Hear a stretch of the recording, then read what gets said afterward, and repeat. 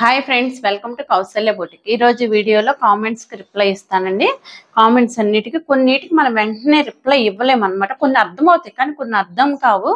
ఒకటి, మీరు వీడియోని మొత్తం చూడండి. ప్రతి దాంట్లో షోల్డర్ ఫాల్ అవుతుంటే అంటే జారిపోతుంటే ఎలాగో, మళ్ళీ మనకి ఫ్రంట్ పార్ట్ జారిపోతుంటే ఎలాగో అనేది ప్రతి దాంట్లో క్లియర్గా చెప్తున్నాను. చెస్ట్ పార్ట్ ఎంత పెట్టుకోవాలి, ఎలా పెట్టుకోవాలి అనేది మీకు క్లియర్గా చెప్తున్నానండి.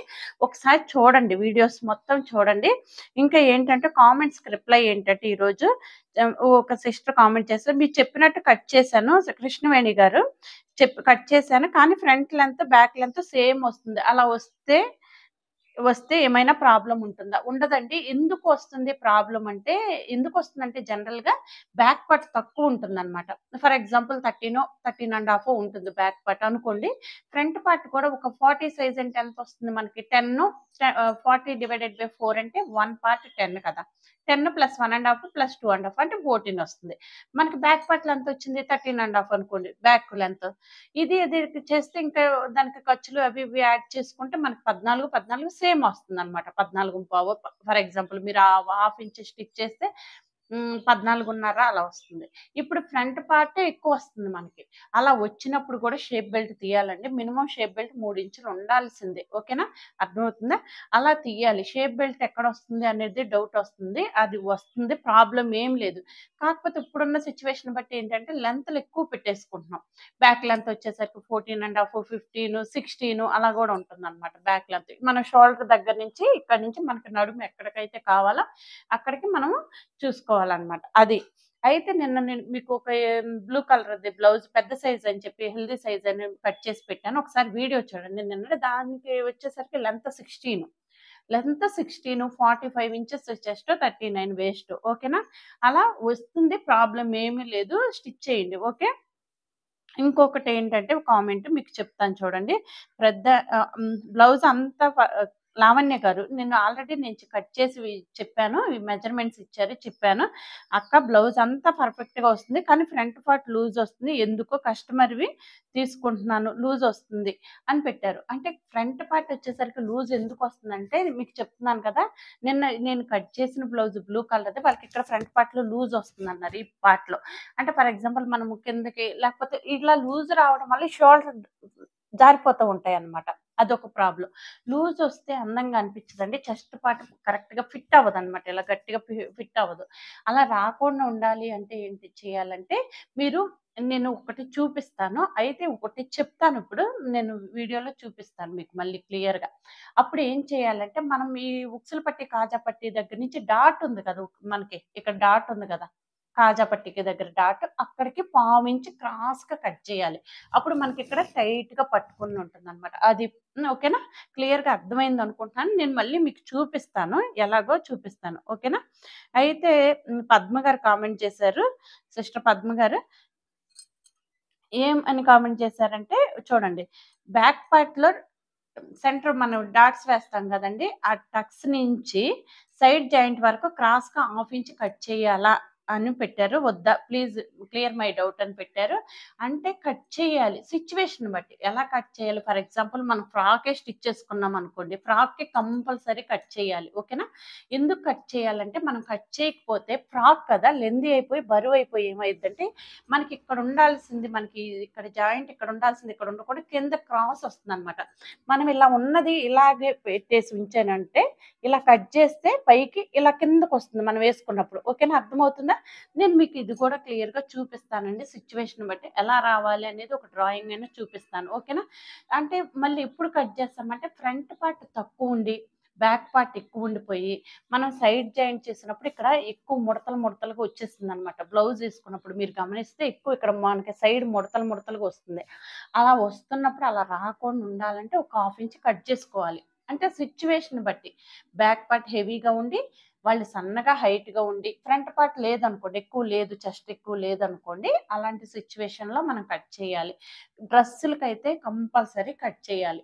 మనం లాంగ్ ఫ్రాక్లు ఏ స్టిచ్ చేసుకున్నా కానీ పద్మ గారు కంపల్సరీ కట్ చేయాలండి. ఓకేనా? ఇంకోటి ఏంటంటే, అక్క నెక్ గురించి చెప్పవా, భుజాలు జారకుండా డీప్ ఎలా తీసుకోవాలి అని పెట్టారు. లావణ్య గారు. ఓకేనా? భుజాలు జారుతున్నాయి అంటే చూడండి, మీకు ఫర్ ఎగ్జాంపుల్ చెప్తున్నాను. ఇలా స్లోప్ ఇలా ఉంటుందండి కొంతమందికి.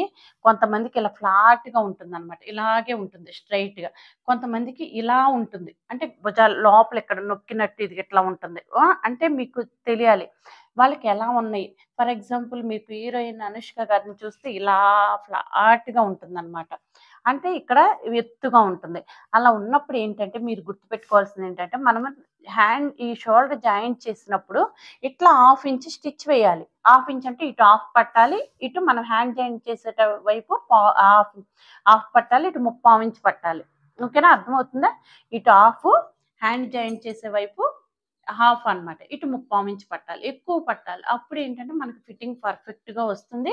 సిట్యుయేషన్ బట్టి, కస్టమర్ ప్రాబ్లమ్ బట్టి ఎంత డీప్ నెక్ అయినా పెట్టుకోవచ్చండి. ప్రాబ్లమ్ ఏమీ లేదు.